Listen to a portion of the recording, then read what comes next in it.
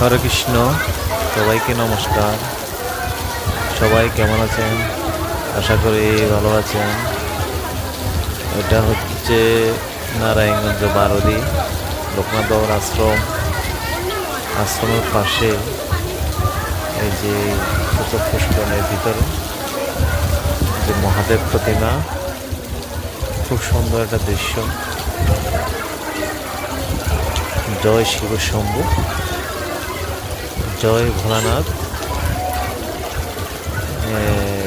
খুব সুন্দর দৃশ্য। বৃষ্টি হচ্ছে তখন ভিডিওটি করলাম, কেমন হলো সবাই জানাবেন।